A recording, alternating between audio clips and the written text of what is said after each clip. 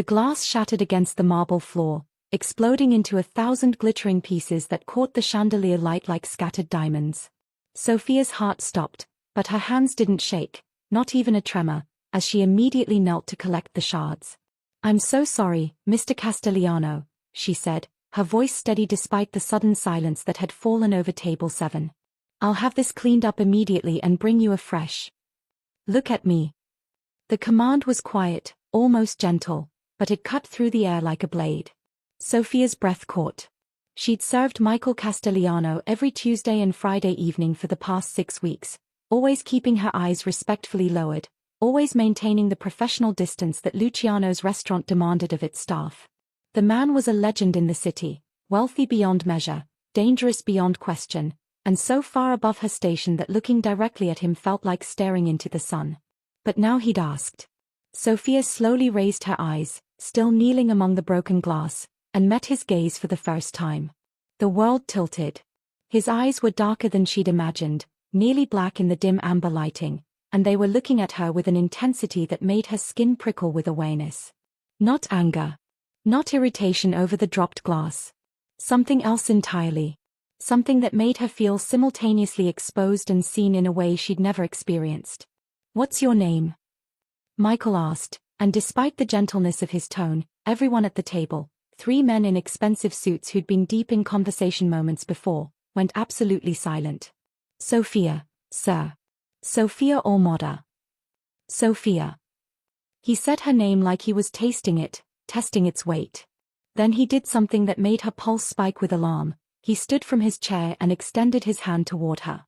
"Let me help you up. You're kneeling in glass." "Sir, I can't." She glanced toward the kitchen, where her manager Dominic was undoubtedly watching through the service window. Fraternizing with guests, especially guests like Michael Castellano, was grounds for immediate termination. "It's against policy for." "I'm not asking about policy." His hand remained extended, steady and sure. "I'm asking you to stand up before you hurt yourself." The rational part of Sophia's brain screamed at her to refuse politely, to call for the cleaning crew, to maintain the invisible wall between server and served. But something in his voice, something beneath the authority and wealth, sounded almost human. Concerned, even. She placed her hand in his. His palm was warm, his grip firm but careful as he drew her to her feet in one smooth motion. For a heartbeat, they stood closer than appropriate, her hand still in his, and Sophia caught the scent of his cologne, something expensive and cedar dark that made her think of midnight forests and secrets. "You've been working a double shift," Michael said, and it wasn't a question. "I watched you serve breakfast this morning when I drove past. That was 14 hours ago." Ice flooded Sophia's veins. He'd been watching her? The black Mercedes. The one that had been parked across the street. Her mind raced through implications, through fears, through the 100 stories she'd heard about men like Michael Castellano and what happened to people who caught their attention. I need the hours, sir," she managed, gently extracting her hand from his. "I apologize again for the glass. I'll bring your replacement immediately, no charge, of course." Sophia. Her name again, this time with a note of something that might have been amusement. "I don't care about the glass. I care that you're exhausted enough to drop it." He paused, and when he spoke again, his voice carried a weight that made her instinctively straighten her spine. "How would you like a different job?" The restaurant disappeared. The watching managers, the curious diners, the jazz music floating from hidden speakers, all of it faded into white noise as Sophia stared at Michael Castellano, trying to comprehend what he'd just offered. I don't understand," she whispered. One of the men at the table, a silver-haired man with cold eyes, leaned forward. "Boss, perhaps this conversation would be better suited for." Michael raised one finger, a tiny gesture, and the man stopped mid-sentence as if he'd been turned to stone. The power in that single movement was terrifying. "You work harder than anyone I've ever seen," Michael said to Sophia, his attention entirely focused on her as if they were the only 2 people in the room. 3 jobs, if my information is correct. This restaurant, the coffee shop on 5th, and weekend shifts at the hospital as an administrative assistant.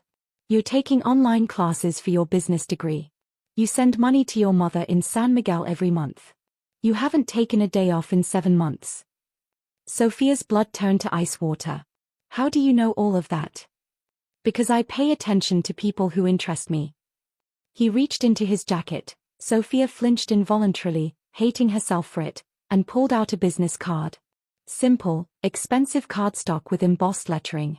And you, Sophia Olmoda, interest me very much. She took the card with numb fingers. It was warm from being inside his jacket, against his heart. Michael Castigliano. Private number. I have a position that needs filling, he continued, his voice low enough that only she could hear. Someone I can trust. Someone with your work ethic, your intelligence, your... He paused, and something flickered in those dark eyes, your resilience. The pay would allow you to quit your other jobs. To finish your degree full-time. To send your mother more than enough. It sounded too good to be true. It sounded like a trap. It sounded like every warning her mother had ever given her about men with money and power and smiles that promised the world. It also sounded like salvation. What kind of position? Sophia asked, hating how her voice trembled with hope she couldn't quite suppress. Michael smiled then, really smiled, and it transformed his entire face from intimidating to devastating. Come to my penthouse tomorrow evening. 8 o'clock. The address is on the card. We'll discuss details then. He gestured to the broken glass at their feet. And Sophia? Don't worry about this. I'll speak to your manager. You won't face any consequences.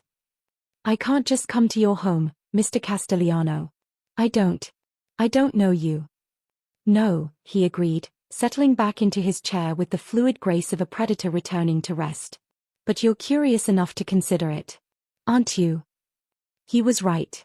God help her, he was absolutely right. Sophia's mind spun with questions, with fears, with the reckless hope that maybe, just maybe, this was the break she'd been desperately praying for. But underneath all of that, beneath the rational concerns and justified paranoia, was something else entirely. The way he'd looked at her. Like she was someone worth seeing. Worth knowing. Worth more. I'll think about it, she heard herself say. That's all I ask. Michael picked up the wine list as if the entire conversation had been perfectly ordinary. Now, I believe I was about to order the Bordeaux. And Sophia? When you bring it, keep your hands steady. I'd hate for you to be nervous around me. Was that concern in his voice? Or warning? Sophia couldn't tell, and that uncertainty followed her like a shadow as she walked back toward the kitchen on legs that felt like water, the business card burning in her pocket like a brand. Behind her, she heard one of the men at Michael's table lean in and murmur something too low to catch. But Michael's response carried just far enough for her to hear. Because she's exactly what I've been looking for. And I always get what I want. The question that haunted Sophia for the rest of her shift, through the cleanup, through the long bus ride home to her tiny apartment, was simple and terrifying. What exactly did Michael Castigliano want from her? And why did part of her, a reckless, curious, desperately hopeful part, want to find out? The apartment was dark when Sophia finally turned her key in the lock at 1:47 a.m. Her feet screamed with every step across the worn linoleum floor, the kind of deep bone ache that came from 16 hours of standing, smiling, serving, surviving. She didn't turn on the lights. She knew this space too well, every crack in the walls, every water stain on the ceiling, every inch of the 400 square feet she called home. Instead, she moved by the amber glow of the street lamp outside her single window, setting down her bag and pulling out the business card that had been burning a hole in her pocket all evening.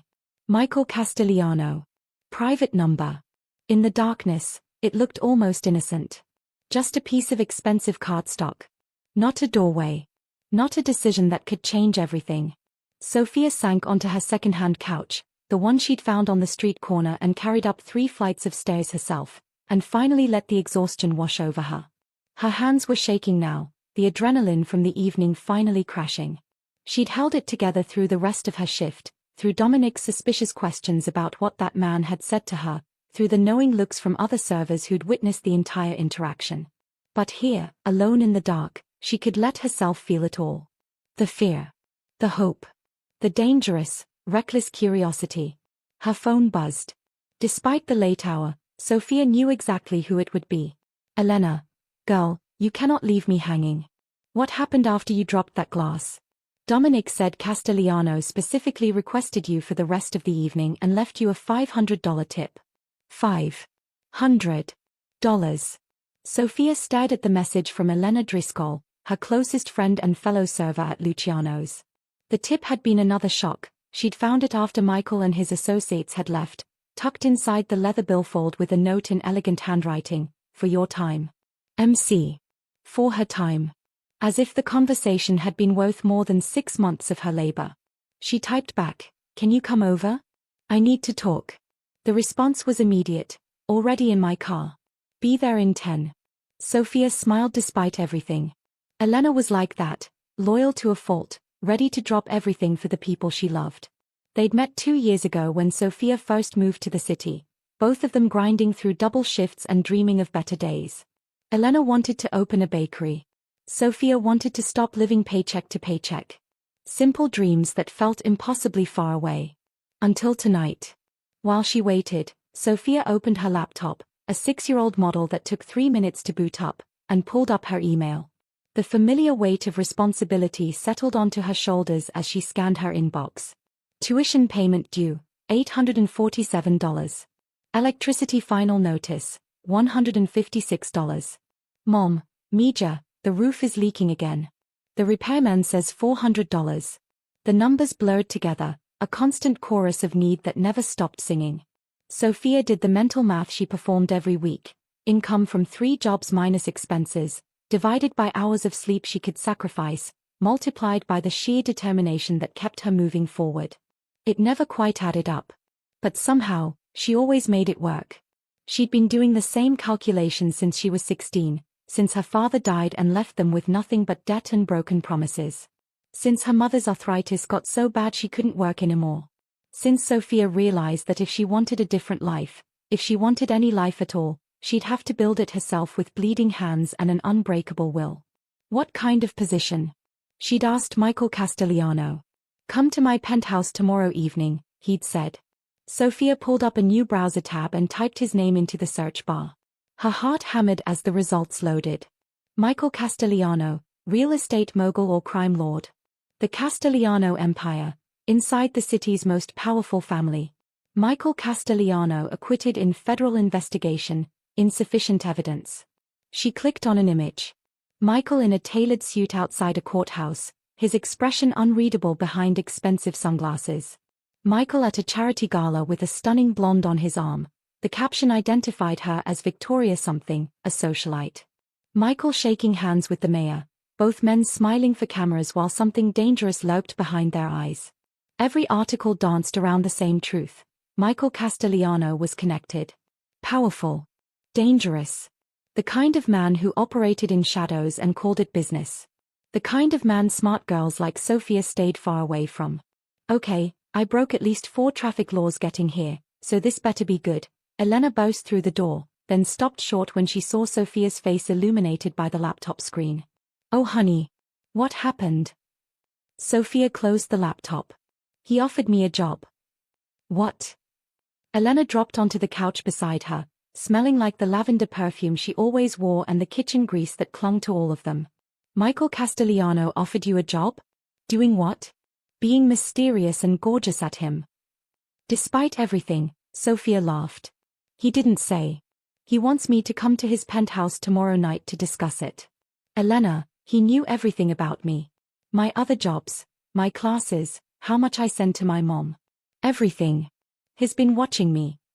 Elena's expression shifted from excitement to concern. That's actually really creepy, Soph. "I know. But also kind of romantic in a stalker billionaire way." "Elena. I'm just saying." Elena grabbed Sophia's hands, and her voice turned serious. "Talk to me. What are you thinking?" Sophia looked down at their joined hands. Elena's nails were painted a cheerful pink, chipped from work but still bright. Hopeful. Sophia's own nails were bare, practical, short. She couldn't remember the last time she'd done something purely for beauty, purely for joy. "I'm thinking about my mom's roof leaking," Sophia said quietly. "I'm thinking about the fact that my tuition is due and I'm $200 short even after tonight's tip. I'm thinking about how I fell asleep on the bus last week and missed my stop, and when I woke up, I couldn't remember what day it was. I'm thinking. She took a shaky breath. I'm thinking I'm so tired, Elena. And he said the job would pay enough that I could quit everything else. Finish my degree. Actually have a life. And you believe him? I don't know what I believe. But I know I can't keep doing this. Something has to change. Elena was quiet for a long moment, her thumb tracing circles on Sophia's hand. You know what I noticed about you, she finally said. You're the hardest working person I've ever met, but you never let yourself want anything. You survive. You endure. You sacrifice. But you don't dream anymore, Soph. Not really. The words hit like a physical blow because they were true. Somewhere between her father's death and her mother's illness and the endless grind of 3 jobs, Sophia had stopped letting herself want things. Wanting hurt too much when you couldn't have. What if this is a dream? Sophia whispered. What if I go to that penthouse tomorrow and find out it's real? That someone sees how hard I work and values it and wants to help me? Then that would be beautiful, Elena said. But Soph, what if it's not about the job at all? What if he wants something else? Like what? Elena gave her a knowing look. The man watched you for weeks. He memoized your schedule. He created a job offer just to get you alone. Honey, I don't think this is about your work ethic. Sophia's cheeks flushed. She'd been trying not to think about that, about the way Michael had looked at her. About the electricity that had sparked when he'd taken her hand. About the fact that he was possibly the most attractive man she'd ever seen, and something in his eyes had made her feel seen in return. He's a criminal, Elena. Probably. And he's rich and powerful and completely out of my league. This isn't some romance novel where the dangerous billionaire falls for the poor waitress. Why not? Elena challenged. Why can't that be your story? Sophia, you've spent your whole life playing it safe, doing the right thing, sacrificing everything for everyone else. Maybe it's time to do something just for you.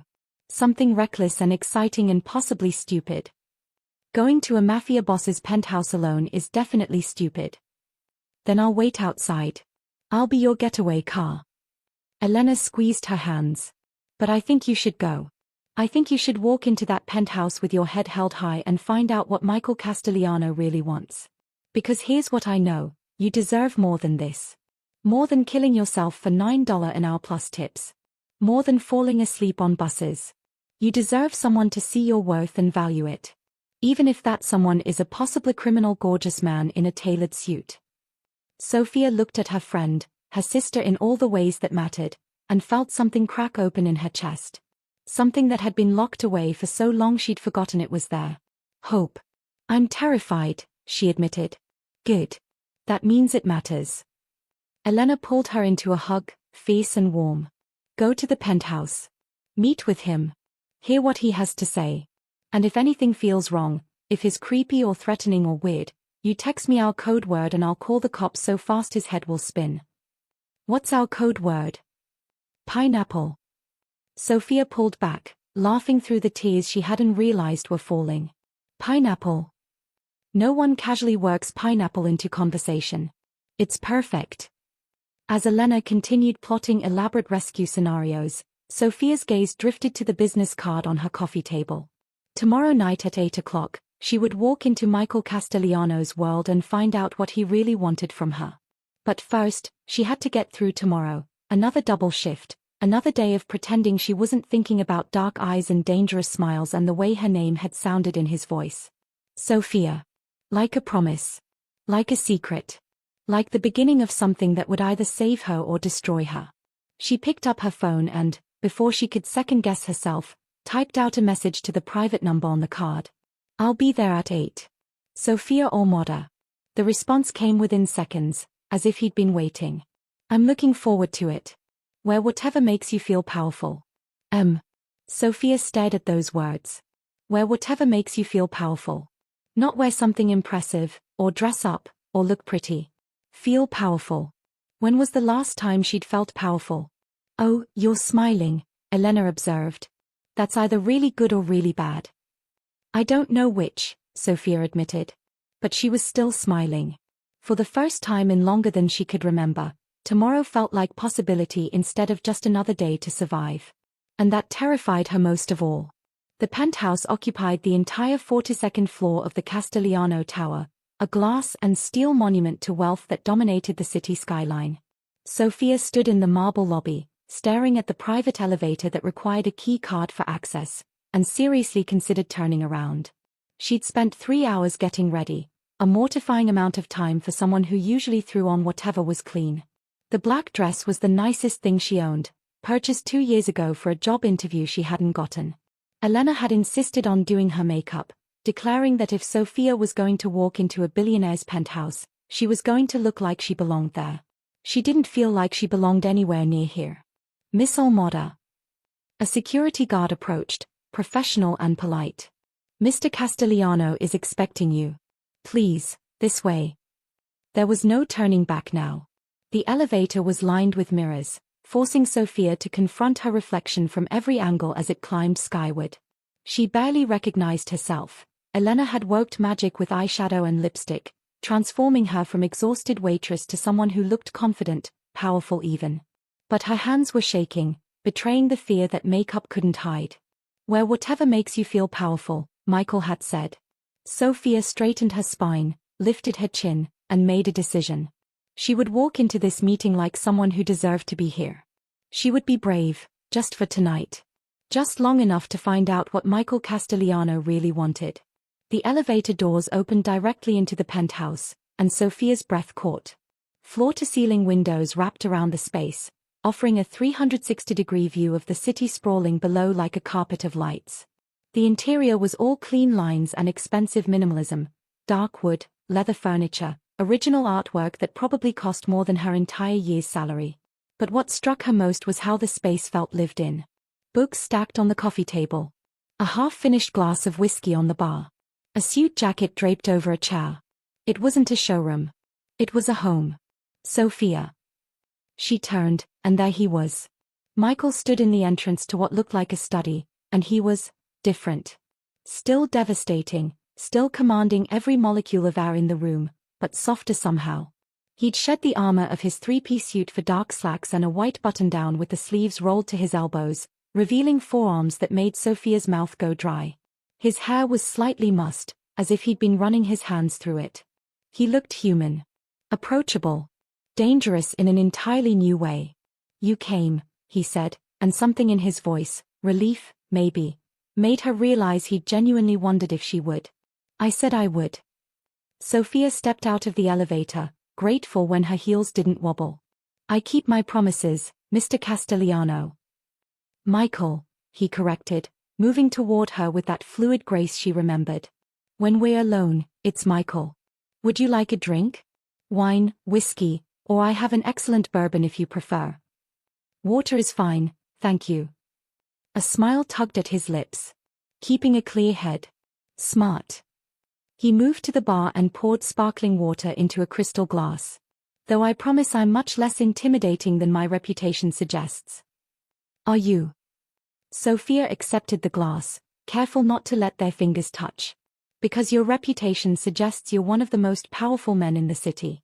That you have connections to, she caught herself, suddenly aware of how dangerous it might be to speak certain truths aloud. To what? Michael's eyes glinted with amusement. Say it, Sophia. I want to hear what you think of me. The challenge in his voice sparked something in her, the same stubborn pride that had gotten her through every impossible situation life had thrown at her. Organized crime, she said steadily. Money laundering. Corruption. The articles say you were investigated by federal prosecutors but they couldn't make charges stick. They say you're either a brilliant businessman or a criminal, depending on who's talking. Instead of anger, Michael's expression filled with something that looked almost like admiration. And what do you say? I say I don't know you well enough to judge. But I'm here to find out. Good. He gestured toward the leather couch facing the windows. Sit. Please. We have much to discuss. Sophia settled onto the couch, hyper-aware of how Michael chose to sit in the adjacent chair rather than beside her, close enough for conversation but far enough to be respectful. It was a small thing, but it eased some of her tension. The articles aren't entirely wrong, Michael said, surprising her with his candor. My family built an empire through methods that weren't always legal. My grandfather, My father. They operated in a different era, under different rules. But I'm not them, Sophia. I've spent the last 5 years legitimizing every aspect of our business. Real estate development, property management, venture capital. All of it clean, all of it legal, all of it documented to the letter of the law. Why? The question escaped before she could stop it. Why go legitimate if you were already powerful? Because power built on fear and violence is hollow. His gaze held hers, intense and honest. And because I watched my father die in prison when I was 23, and I decided I wanted a different legacy. But changing the nature of an empire isn't simple, Sophia. Especially when everyone, law enforcement, business rivals, even people in my own organization, expects you to be the monster they think you are. Sophia's heart was racing. This wasn't what she'd expected, this raw honesty, this glimpse beneath the armor. What does this have to do with me? She asked quietly. Michael leaned forward, elbows on his knees, and suddenly the space between them felt charged with electricity. I need someone I can trust. Someone who isn't connected to my world, who doesn't have ulterior motives or family loyalties or debts to repay. I need someone brilliant and hardworking and honest, someone who will tell me the truth even when it's uncomfortable. You want me to work for you, Sophia said slowly. Doing what, exactly? I'm launching a new venture. A foundation focused on providing education and job training to at-risk youth in underserved communities. Kids like... He paused, and something vulnerable flickered across his features. Like I was, before my family's wealth. Kids who need a chance. Sophia stared at him. A foundation. Legitimate charity work. This was so far from what she'd imagined that she couldn't quite process it. You want me to run a foundation? Her voice came out strangled. Michael, I'm a waitress with an unfinished business degree. I don't have experience with. You have exactly the experience I need. He pulled a folder from the side table and handed it to her. 3 years ago, you organized a fundraiser for your apartment building when the landlord tried to evict everyone. You raised enough money to hire a lawyer and fight back. You won. 2 years ago, you started a community meal program at your church that still feeds 50 families every week. Last year, you tutored 12 kids for free and helped 7 of them get college scholarships. Sophia's hands trembled as she opened the folder and saw documentation of everything he'd mentioned, things she'd done without expecting recognition, without needing credit. Small acts of service that had mattered to her because helping people mattered. How do you know all this? She whispered. Because I told you, I pay attention to people who interest me. Michael's voice softened. You have a gift, Sophia. You see people who are struggling because you've been there. You understand what it means to fight for every opportunity. That's what I need. Not someone with connections or an Ivy League degree. Someone real. Someone who cares. The job description was on the next page, and the salary made Sophia's vision blur. It was more than she made in 6 months at all 3 jobs combined. Health insurance. Retirement benefits. A budget to hire staff. It was everything she'd dreamed of and never dared to hope for. Why me? She asked again, because she needed to understand. Really? There must be hundreds of people more qualified. Michael stood and moved to the windows, his silhouette dark against the glittering city. When he spoke, his voice was rough with an emotion she couldn't name. Because I've been watching you for 3 months, Sophia. I watched you give your dinner to a homeless man outside the restaurant. I watched you stay 2 hours late to help a new server who was struggling. I watched you smile at every customer like they mattered, even when you were so exhausted you could barely stand. I watched you be kind in a world that hasn't been kind to you. He turned to face her, and the intensity in his eyes stole her breath. I watched you be extraordinary when you thought no one was looking. That's why you. The air between them was electric, humming with tension and possibility and something Sophia couldn't name but felt in every cell of her body. This is really just about the foundation, she heard herself ask. Nothing else. Michael crossed back to her, stopping close enough that she had to tilt her head to meet his eyes. I'd be lying if I said the foundation was my only interest in you. Her heart stopped. What's your other interest? You, Sophia. Just, you. He reached out slowly, giving her every opportunity to pull away, and tucked a strand of hair behind her ear. His fingers were gentle, reverent almost. But I'm a patient man. Say yes to the job. Get to know me, let me prove I'm not the monster everyone thinks. And then, if you feel even a fraction of what I'm feeling right now, maybe we can explore what else this could be. Sophia should have been terrified. She should have been running for the elevator.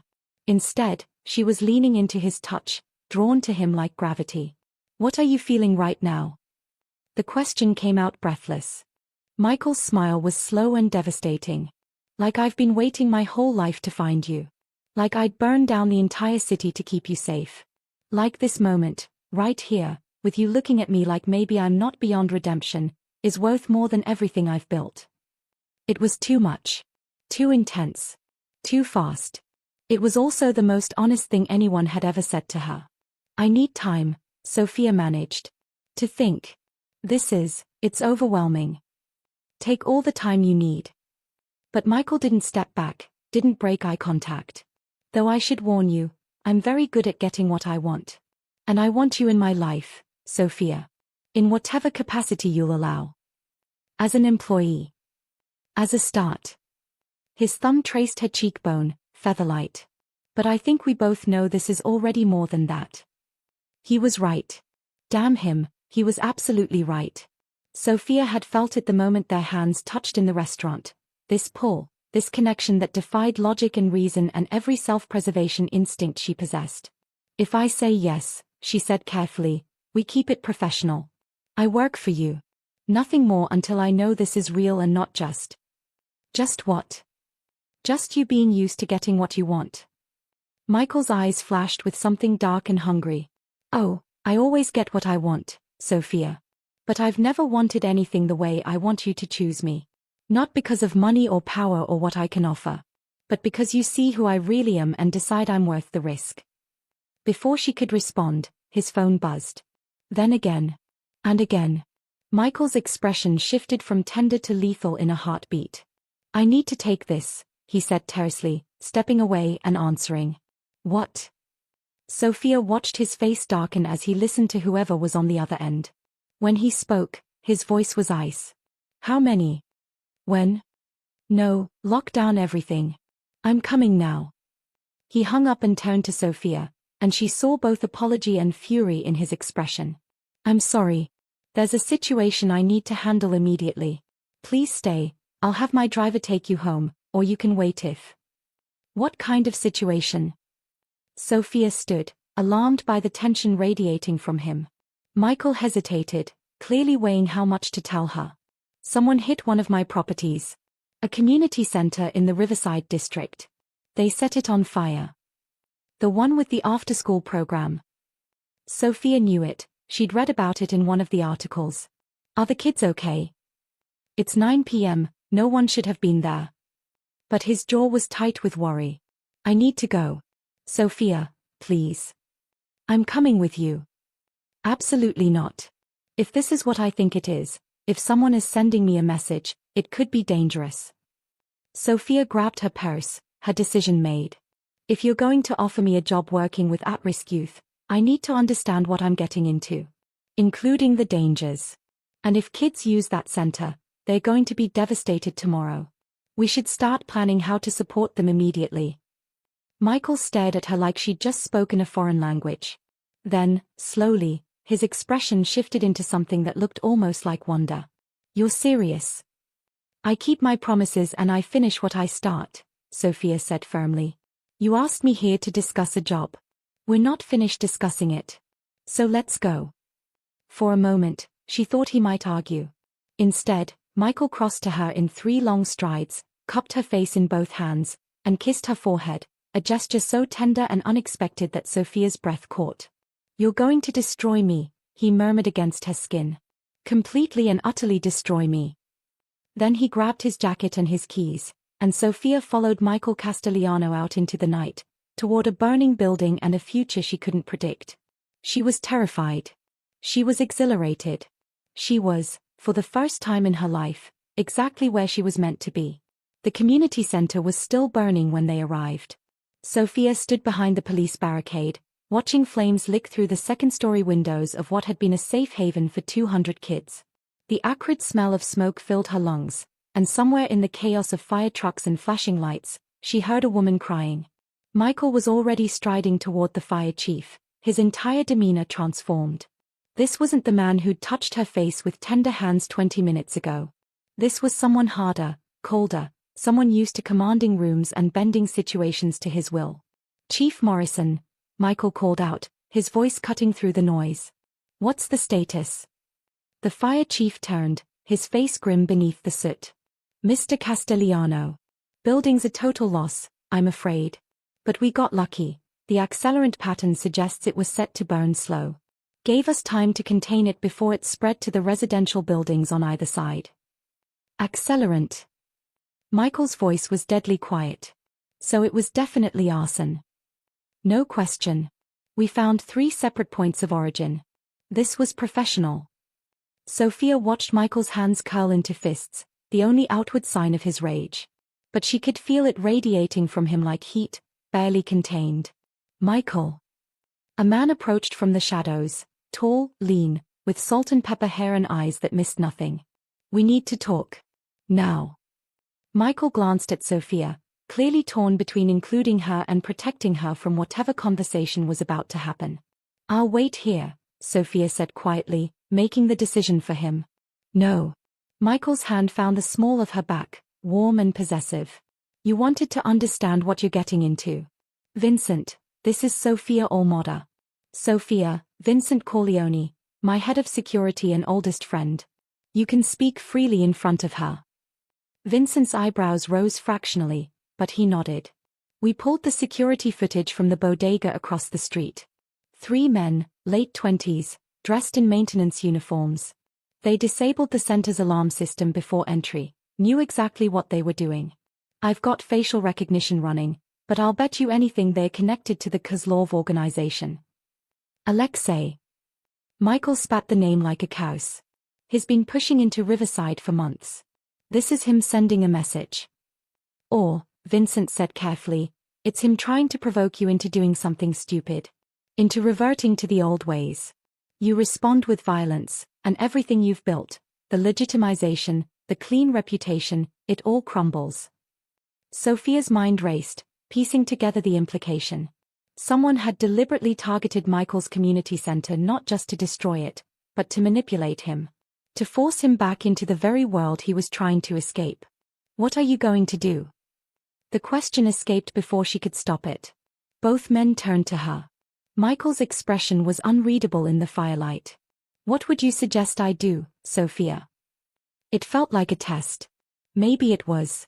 Sophia looked at the burning building, at the small crowd of neighbors gathering behind the barricades, at the woman still crying, a mother, probably, devastated by the loss of the place that kept her children safe after school.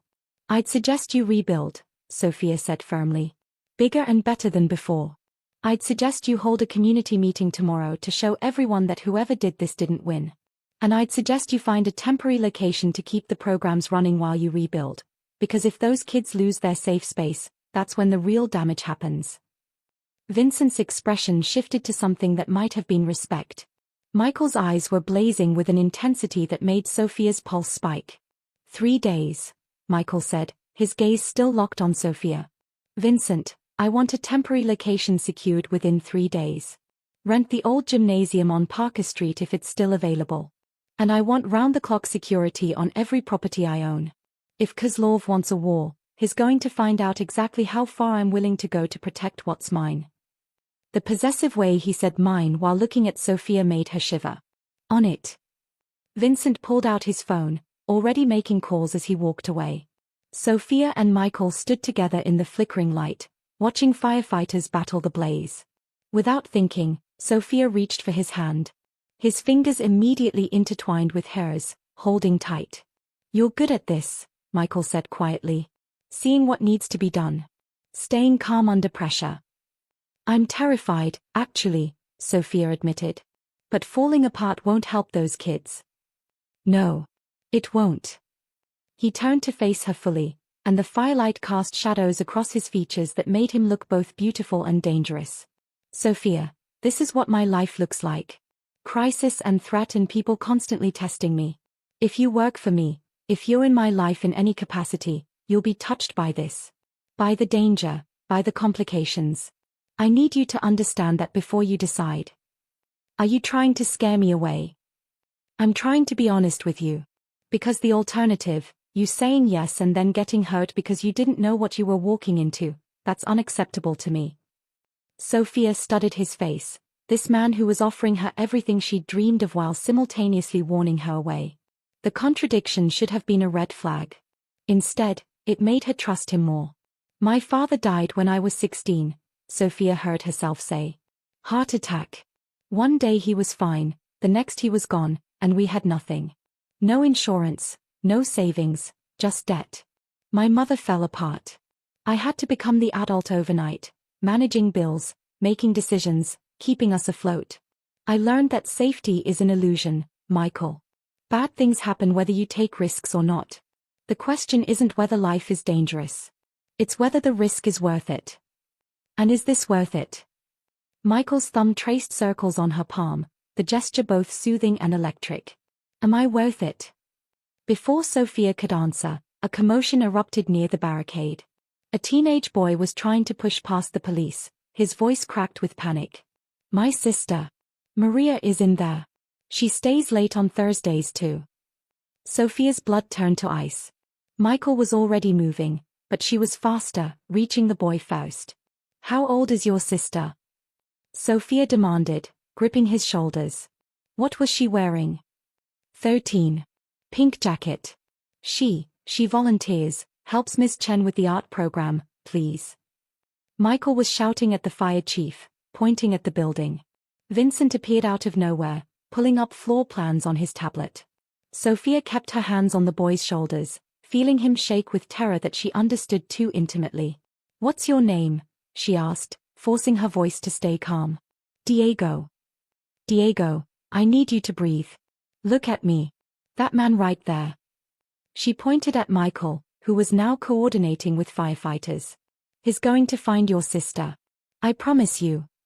You can't promise that, Diego choked out, tears streaming down his face. He was right. She couldn't.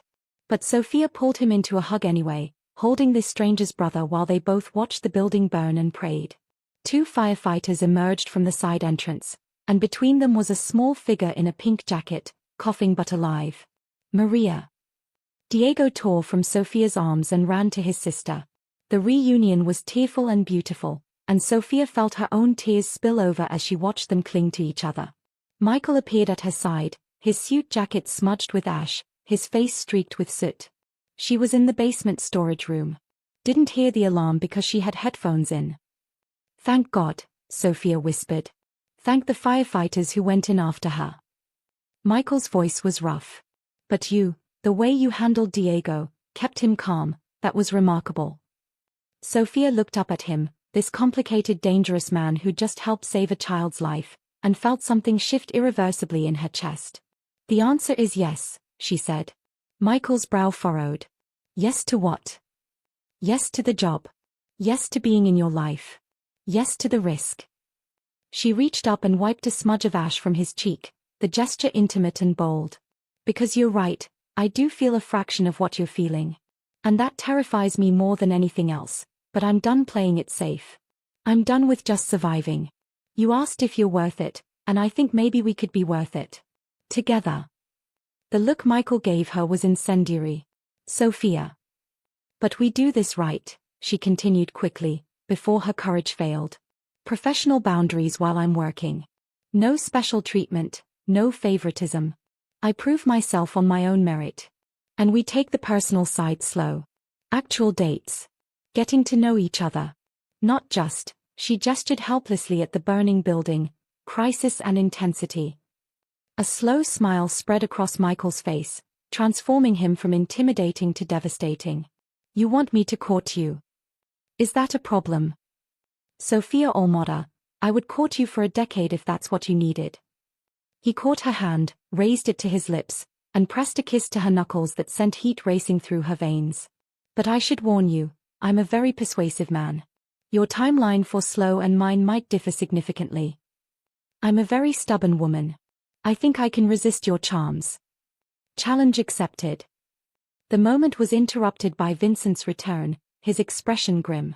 Boss, we've got confirmation. Kozlov's crew. But there's something else. One of the guys on the security footage? He used to work for us. Tommy Rizzo. You fired him 6 months ago for skimming. Michael's entire demeanor changed, going cold and lethal. Tommy knows our security protocols. Our properties. Our schedules. Which means this was personal, Vincent finished. Not just business. Someone with inside knowledge wanted to hurt you specifically. Sophia felt Michael's hand tighten on hers, and she squeezed back, offering silent support. Double the security, Michael ordered. And Vincent? I want Tommy found. Not hurt, found. I want to know exactly what he told Kozlov and why. And if he doesn't want to talk, then you remind him that betraying family has consequences. But no violence. We're better than that now. Michael's jaw clenched. We have to be. As Vincent walked away again, Sophia turned to Michael. Family? I thought you said he used to work for you. In my world, everyone who works for me is family, Michael explained. Loyalty is everything. Which makes betrayal. He trailed off, the pain in his eyes genuine. Tommy's father worked for my father. I grew up with him. And he sold me out for what? Revenge over a justified firing? Money from Kozlov. Without overthinking it, Sophia wrapped her arms around Michael's waist and held him.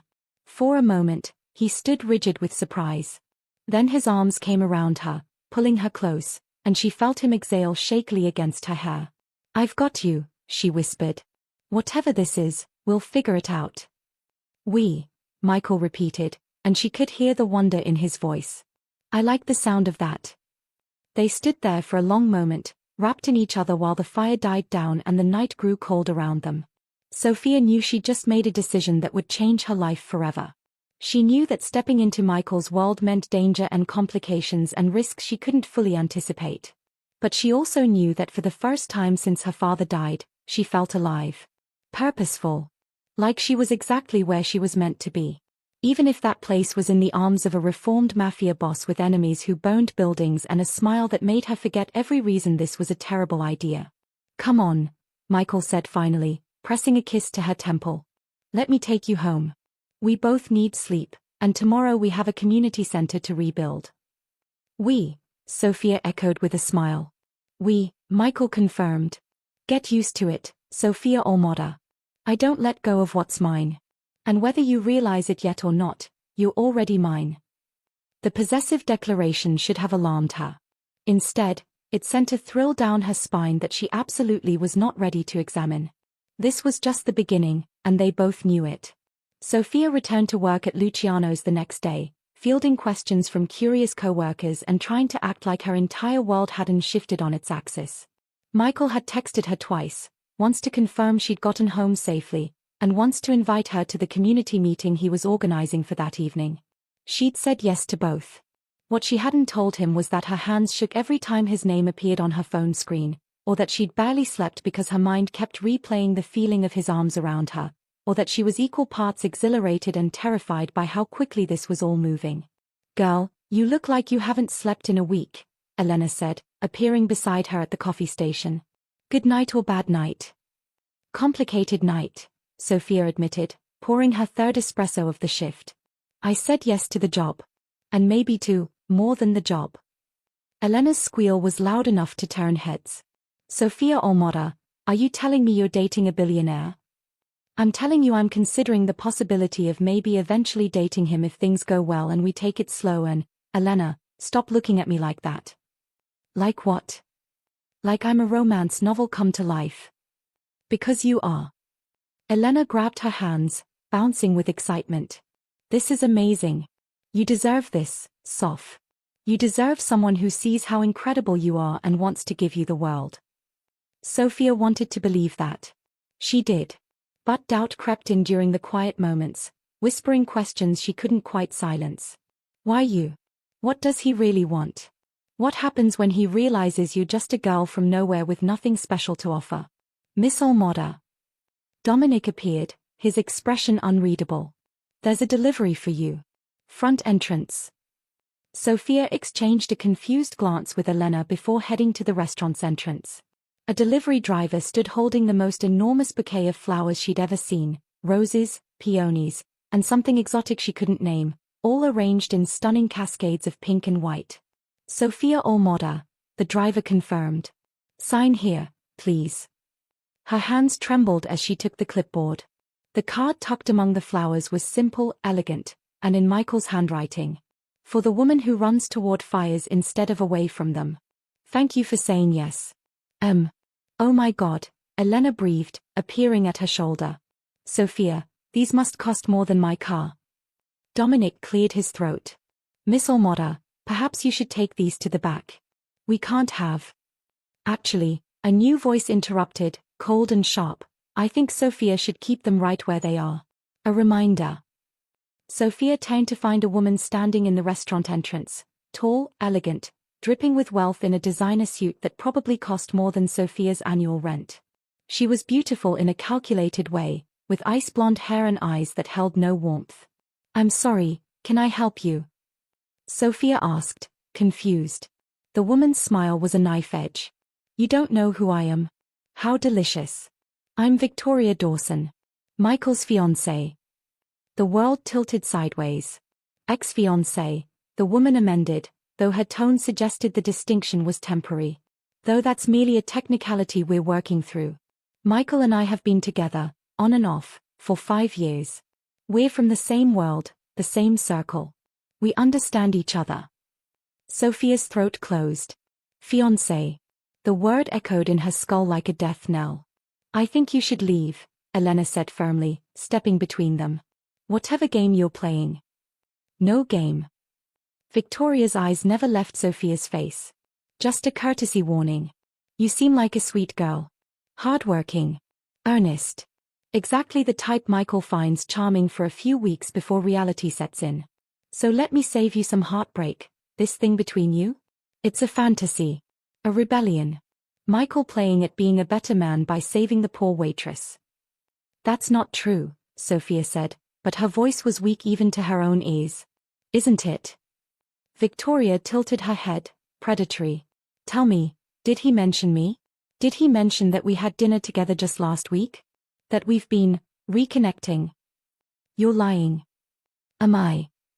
Victoria pulled out her phone and scrolled to a photo. Michael and Victoria at an upscale restaurant, her hand on his arm, both of them smiling. The metadata showed the date, 6 days ago. 2 days before Michael had first spoken to Sophia at the restaurant. The flowers felt heavy in Sophia's arms. Too heavy. Too much. He's using you, Victoria continued, her voice almost gentle now. Whether he realizes it or not. You represent something uncomplicated, something pure. But Michael's life is complicated, Sophia. He needs someone who can navigate his world, who understands the darkness. Not someone who'll shatter the first time reality intrudes. Get out. Dominic's voice was steel. Now. Before I call security. Victoria smiled, satisfied with whatever damage she'd inflicted. Think about it, Sophia. Ask yourself why a man like Michael Castellano would suddenly be interested in you. And when you figure out the answer, when you realize you're just another charity project, my number is in the flowers. Call me if you want the real truth about who he is. She left in a cloud of expensive perfume and casual cruelty. Sophia stood frozen, the bouquet trembling in her grip. Her mind raced through every interaction with Michael, re-examining them through this new, poisonous lens. I've been watching you for 3 months. I pay attention to people who interest me. You represent something, someone who'll tell me the truth even when it's uncomfortable. What if Victoria was right? What if this was all just Michael playing savior, finding a project to prove he was a good man? What if she was nothing more than a symbol of the legitimate life he wanted, proof that he'd changed, that he could elevate someone from nothing? Sophia. Elena's voice was soft, concerned. You don't believe her, do you? I don't know what to believe. Sophia set the flowers down carefully, afraid she might drop them. She has a photo, Elena. From last week. He didn't mention her. He didn't mention anything. So ask him. Don't let some bitter ex-girlfriend get in your head. But it was too late. Victoria's words had already taken root, feeding every insecurity Sophia had tried to suppress. Her phone buzzed. Michael. Looking forward to tonight. I have something important to discuss with you. Something important. More revelations? More pieces of his life he'd conveniently forgotten to mention? Sophia's finger hovered over the screen. She could cancel. She could run back to her safe, predictable life and forget this entire thing had ever happened. But then she thought about the community center. About Diego and his sister Maria. About the way Michael had looked at her in the firelight and said, "You're going to destroy me." She thought about the folder of research he'd compiled, not to intimidate her, but because he genuinely valued what she'd accomplished. About how he'd asked her opinion instead of just giving orders. About the way his hands had been gentle even when his eyes were lethal. No, Sophia thought with sudden clarity. I don't run. Whatever Victoria's game was, whatever truth or lies she was spinning, Sophia deserved to hear Michael's side. She deserved answers directly from him, not filtered through a jealous ex-fiancé's poison. I'll be there, she texted back. And we definitely need to talk. His response was immediate. Is everything all right? Not sure yet. See you tonight. The community meeting was held in a church basement, packed with families who'd relied on the center's programs. Sophia arrived early, her armor in place, professional clothes, confident posture, emotions locked down tight. Michael was already there, coordinating with volunteers, and when he saw her, his entire face transformed with a smile that looked genuine enough to hurt. Sophia. He crossed to her immediately, and she saw him register something in her expression because his smile faltered. What's wrong? Not here, she said quietly. After the meeting. Concern flashed in his eyes, but he nodded. Okay. But Sophia. Mr. Castellano. A woman approached with a crying toddler on her hip. Is it true? You're really going to rebuild? Michael's attention shifted, and Sophia watched him transform into exactly what these people needed. Strong, reassuring, generous. He promised a temporary location within days, announced that all programs would continue without interruption, and pledged his personal funds to make the new center even better than the old one. He was magnetic. Powerful. Good. And maybe, Sophia thought with a sick feeling in her stomach, that was the problem. He was too good. Too perfect. Too interested in someone like her. You're just another charity project. The meeting ended with applause and tears of gratitude. Michael fielded questions, shook hands, accepted hugs from children who clearly adored him. This was real, his commitment to the community, his desire to help. Sophia couldn't doubt that. But could she trust his feelings for her? Finally, the crowd dispersed, leaving just Sophia, Michael, and Vincent, who was doing a security sweep of the perimeter. Sophia. Michael caught her hand, and she let him, even though her heart was breaking. Tell me what happened. You've been different all evening. Victoria came to see me today. Michael went absolutely still. What? Your fiancé. Ex-fiancé. She had some interesting things to say about you and me, Anne. She's not my fiancé, Michael interrupted, his voice sharp with anger. We broke up 8 months ago. Whatever she told you. She showed me a photo. You two at dinner last week. Michael's jaw clenched. That wasn't, Sophia, she ambushed me at a business dinner. She sat down uninvited and wouldn't leave. I spent the entire meal telling her we were finished.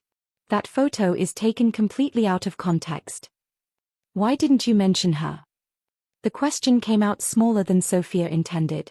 When you told me about your life, about legitimizing your business, about everything, why didn't you mention that you had someone? Because I don't have someone. Michael's hands came up to frame her face, forcing her to meet his eyes. I haven't had anyone in months. I've been alone because no one, has made me feel even a fraction of what I feel when I look at you. She said I'm a charity project, Sophia whispered. That you're trying to save me to prove you're a good person. That I'm not really, that this isn't really. Stop. Michael's thumb caught the tear that escaped down her cheek. Sophia, listen to me. You are not a project. You're not a symbol or a rebellion or a fucking redemption arc.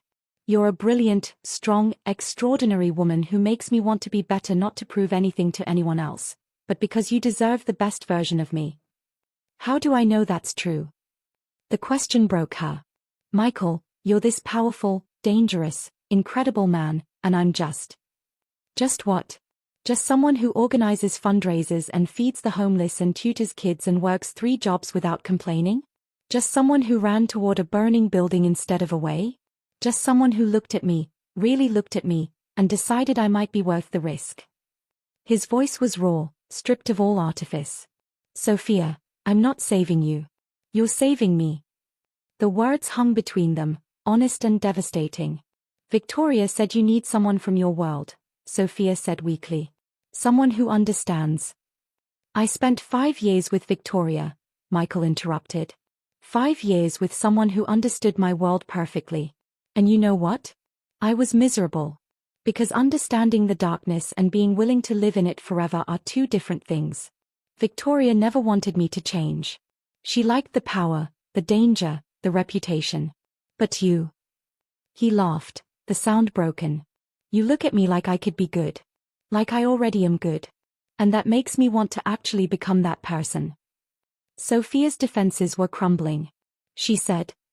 I don't care what she said.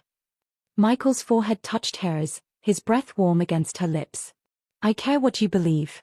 Do you believe me, Sophia? Do you believe that what I feel for you is real? She wanted to. God, she wanted to so desperately. I'm scared, she admitted. This is all happening so fast, and I don't know how to. Then we slow down, Michael said immediately. Whatever you need.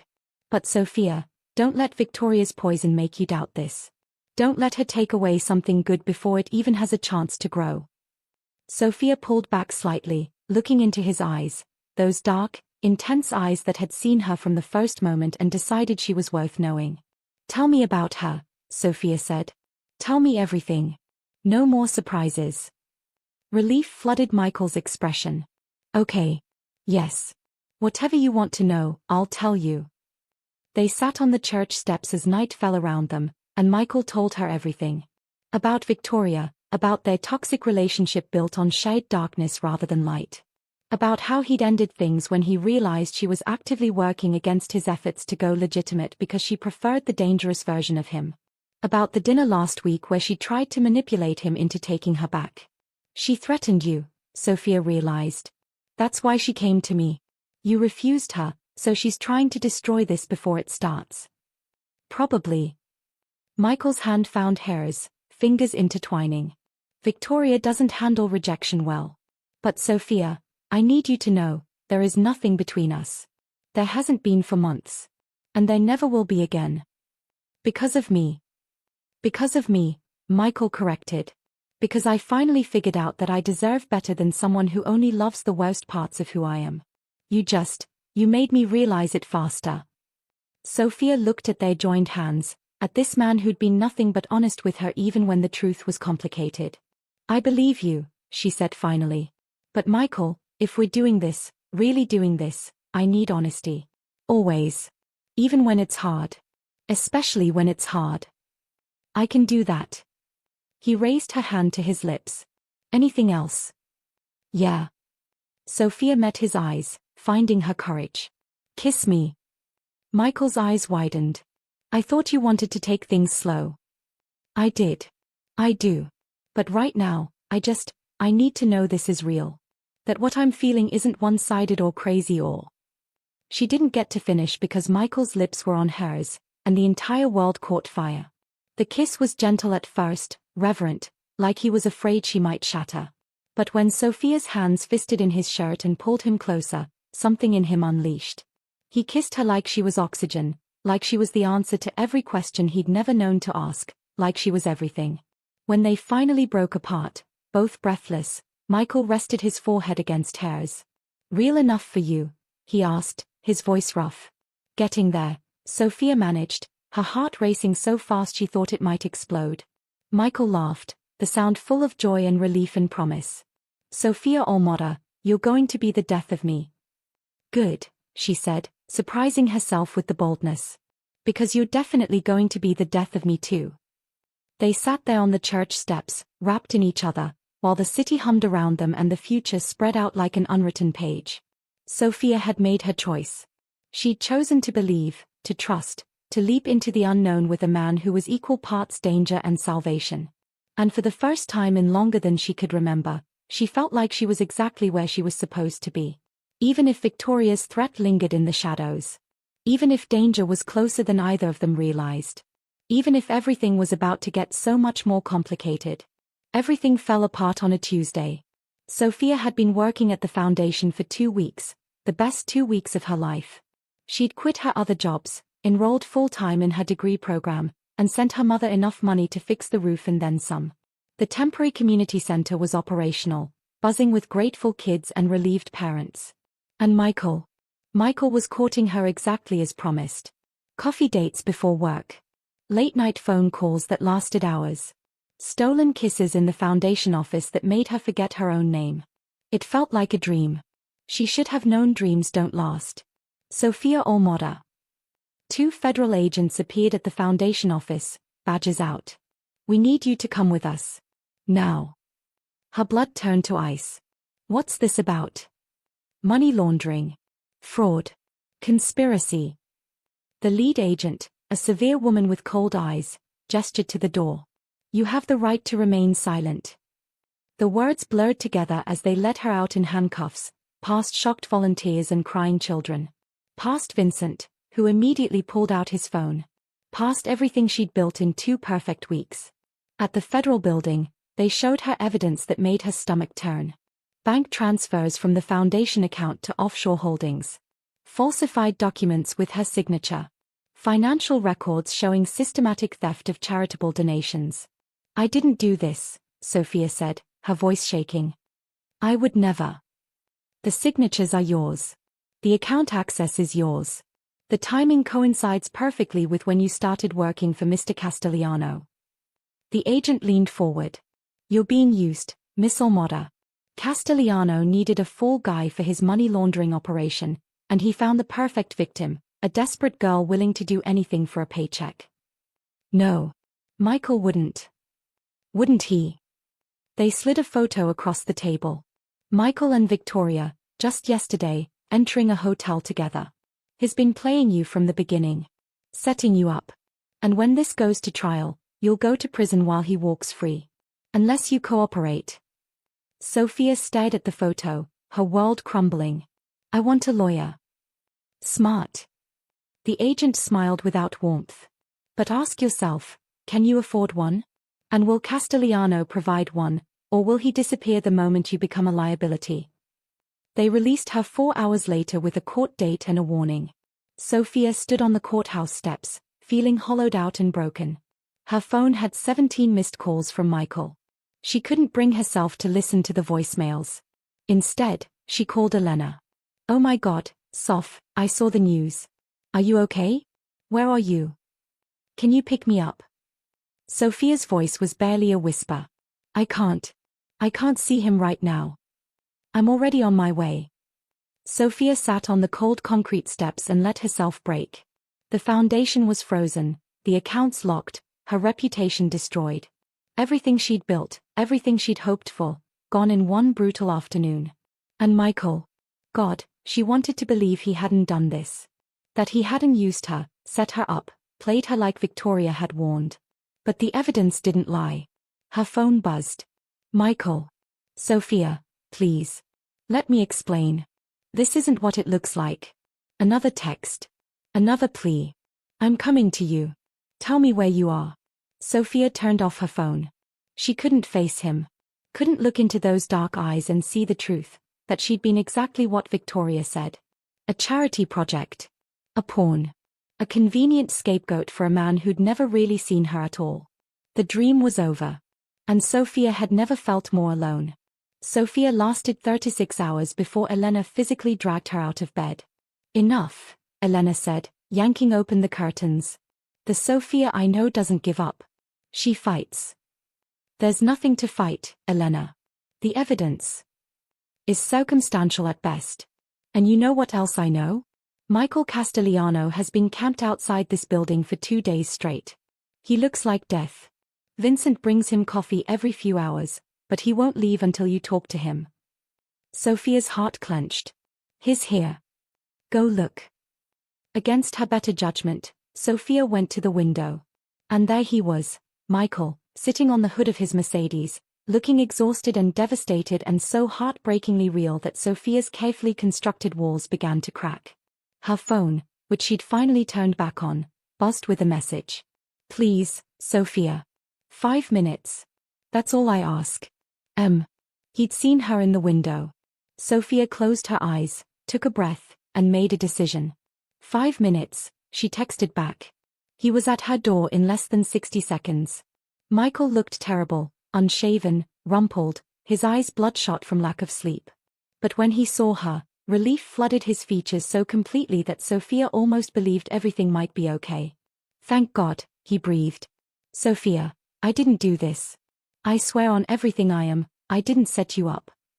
Then explain the evidence. Explain the hotel photo with Victoria. The evidence is fabricated. Someone with access to our systems created those transfers and forged your signatures. And the hotel. Michael pulled out his phone, showing her time-stamped security footage. Victoria followed me to a business meeting.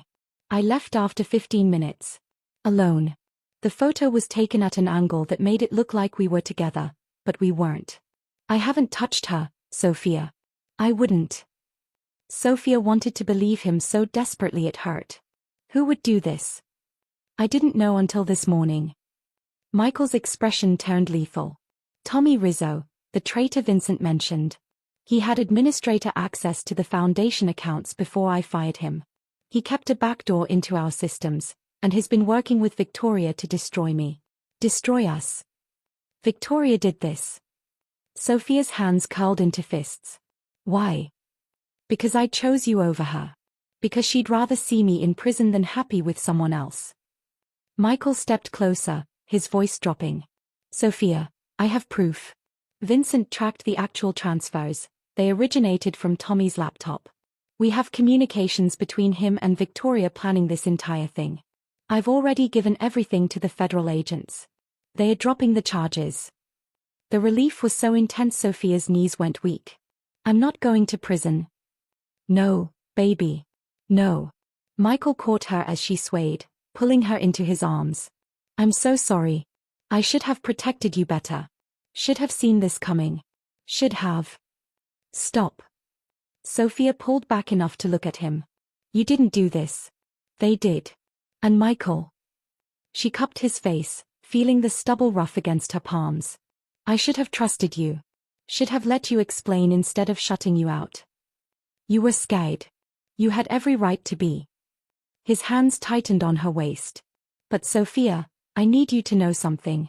I am completely, irrevocably in love with you. I have been since the moment you knelt in broken glass and didn't let your hands shake. And I will spend the rest of my life proving that you can trust me.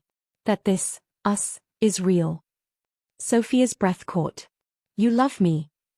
Desperately. Completely. Forever, if you'll let me. She kissed him then, pouring every ounce of fear and hope and love into it. When they broke apart, both were crying. I love you too, Sophia whispered. Even when I thought you'd betrayed me, I loved you. And that terrified me more than anything. Michael's smile was incandescent. Never again. No more terror. No more doubt.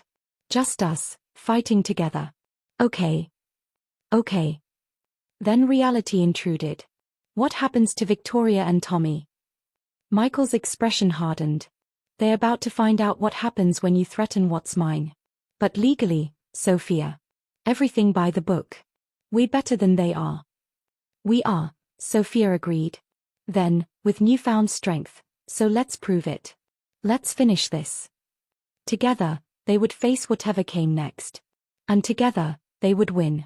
The confrontation happened in Michael's penthouse, with federal agents waiting downstairs. Victoria arrived expecting a reconciliation. Instead, she found Sophia standing beside Michael, very much together, very much in love. You can't be serious, Victoria said, her composure cracking. After everything. After you framed an innocent woman for crimes she didn't commit. Michael's voice was ice. After you conspired with a traitor to destroy my foundation and ruin Sophia's life? You're right, Victoria. I can't be serious. I'm deadly serious. Vincent stepped forward, tablet in hand. We have everything. Your communications with Tommy. The wire transfers. Your fingerprints on the forged documents. Even a recording of you bragging about the plan to your sister. Victoria's face went white. You have no idea who you're dealing with. My family has connections that make yours look like. Like what? Sophia interrupted, stepping forward.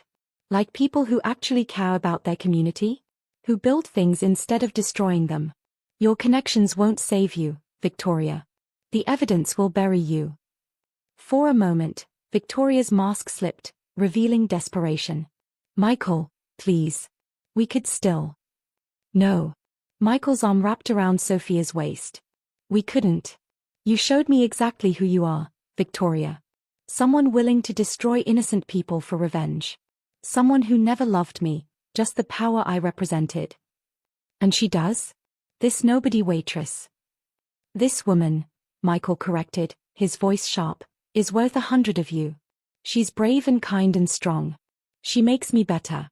And I will spend the rest of my life proving I deserve her. Sophia's heart swelled as she watched Michael signal to Vincent. Within minutes, federal agents entered, reading Victoria her rights. As they led her away, Victoria turned one last time. You'll regret this, Michael. Both of you. No, Sophia said firmly. We really won't. Tommy Rizzo was arrested the same day, caught trying to flee the country with Victoria's money. The evidence was overwhelming, both faced serious prison time. But the real victory came 3 days later. The community center reopened, not the temporary location, but a brand new building, twice the size of the original, funded entirely by Michael's personal wealth. The grand opening was packed with families, children, and local press. Sophia stood at the podium, no longer the scared waitress but the foundation's confident director, and addressed the crowd. This center represents second chances, she said, her voice strong. It represents the belief that where you come from doesn't determine where you're going. That hard work and hope and community can overcome any obstacle. I know this because I lived it. Because someone saw past my circumstances and believed in who I could become. She looked at Michael, standing in the crowd with pride written all over his face. And now, Sophia continued, we get to offer that same chance to every young person who walks through these doors. Welcome home. The applause was deafening. After the ceremony, Michael found her in the new art room, the space dedicated to Maria and all the kids who needed beauty in their lives. You were incredible, he said, pulling her close. We were incredible, Sophia corrected. This is ours, Michael. All of it. Speaking of ours. Michael pulled a small velvet box from his pocket, and Sophia's breath stopped. I know it's fast. I know we've only known each other a few weeks. But Sophia, I've never been more certain of anything in my life. Marry me. Build this life with me. Let me love you for the rest of our days. The ring was simple, elegant, perfect, just like the man offering it. Sophia didn't hesitate. Yes. 1,000 times yes. As Michael slipped the ring onto her finger and kissed her breathless, Sophia realized something profound. She'd spent her whole life surviving, never believing she deserved more. But Michael had shown her the truth. She deserved everything. Love, partnership, joy, purpose. And together, they would build a legacy that mattered. The evening of the grand opening, Sophia stood on Michael's penthouse balcony, watching the city lights twinkle below. The same view that had intimidated her weeks ago now felt like home. Hey. Michael emerged from inside, carrying 2 glasses of champagne. What are you thinking about? Sophia turned, the engagement ring catching the light. I'm thinking about how different everything is. How different I am. Michael handed her a glass, his other arm wrapping around her waist. You're not different, Sophia. You're just finally in a place where you can be fully yourself. Where you don't have to survive, you get to live. Because of you. Because of us, he corrected, echoing her earlier words. You saved me just as much as I saved you. Maybe more. Sophia leaned into him, feeling the solid warmth of his chest against her back. My mom called today. She cried for 20 minutes when I told her about the engagement. Happy tears, I hope. The happiest. She wants to meet you. wants to thank the man who finally sees what her daughter is worth. Sophia smiled. I told her you'd be honored. I would be. Michael pressed a kiss to her temple. When do we leave? We. Sophia, I'm meeting my future mother-in-law. Of course I'm coming with you. His voice turned playful. Unless you're ashamed of me. She turned in his arms, rising on her toes to kiss him. Never. I'm proud of you, Michael Castellano. Proud of who you are, who you're becoming, what we're building together. The foundation is just the beginning, Michael said, his eyes bright with plans and dreams. I was thinking, what if we expanded? More centers across the city. Scholarship programs. Job training. We could change lives, Sophia. Hundreds, maybe thousands of lives. Sophia's heart swelled with love and purpose. This was what she'd always wanted, not wealth or status, but the ability to make a real difference. And now she had the resources, the platform, and the partner to do exactly that. I love that idea, she said. But Michael? I also want to make sure we don't lose ourselves in the work. That we make time for us. For this. This, Michael repeated, his hands framing her face with infinite tenderness. You mean the best thing that's ever happened to me? The woman who walked into my life and turned everything upside down in the most beautiful way possible? Trust me, Sophia, I will never take this for granted. Good. Because I'm not going anywhere. Promise. Promise. Sophia kissed him again, slow and sweet and full of forever. You're stuck with me, Mr. Castellano. For better or worse. I'll take both, Michael murmured against her lips. As long as I get you. They stood there wrapped in each other as the city hummed below, a city full of people who needed hope, who needed help, who needed someone to believe in them the way Michael had believed in Sophia. And together, they would be that for others. Elena's words from weeks ago echoed in Sophia's mind. Why can't that be your story? The dangerous billionaire falls for the poor waitress? Because it wasn't just a story anymore. It was her life. Their life. Real and messy and complicated and absolutely perfect. What are you smiling about? Michael asked, noticing her expression. Everything, Sophia said honestly. I'm smiling about everything. About second chances and new beginnings. About a scared waitress who took a risk and found love. About a man who chose to be better and became the best. About us. Michael's answering smile was radiant. I like the sound of that. Us. Get used to it, Sophia teased. You're going to be hearing it for the rest of your life. I'm counting on it. Inside the penthouse, Sophia's phone buzzed with a message from Elena. Girl, I need all the wedding planning details. When do we start shopping for dresses? And another from her mother. Mija, I'm so proud of you. Your father would be too. You deserve this happiness. TMO. Sophia felt tears prick her eyes, happy tears this time. Grateful tears. Because she'd gone from having nothing to having everything that mattered. Not the money or the penthouse or the fancy title. But purpose. Love. Partnership. Family. Hope. Michael noticed her tears and gently wiped them away. Happy. Deliriously, Sophia confirmed. Terrifyingly. Completely. Good. He kissed her forehead, her nose, her lips. Because this is just the beginning, Sophia Almoda. Our story is just getting started. She thought about the foundation full of children who would now have opportunities they'd never dreamed of. About the community that had rallied around them. About Victoria and Tommy facing justice. About all the lives they would touch and change and improve. But mostly, she thought about this, standing in Michael's arms, watching the city lights, and knowing with absolute certainty that she was exactly where she belonged. I love you, she whispered. I love you more, Michael countered. Impossible. Want to bet? Sophia laughed, the sound pure and joyful. I think we both win this one. Yeah, Michael agreed, pulling her closer. We really do. And as the night settled around them, full of possibility and promise, Sophia Almoda, former waitress, future wife, foundation director, and the woman who'd captured the heart of the city's most powerful man, finally allowed herself to believe in happily ever after. Because sometimes, fairy tales do come true. Especially for those brave enough to reach for them. We have come to the end of the story. Thank you for watching to the end. Share your opinion about this story in the comments below. I like getting feedback from my audience.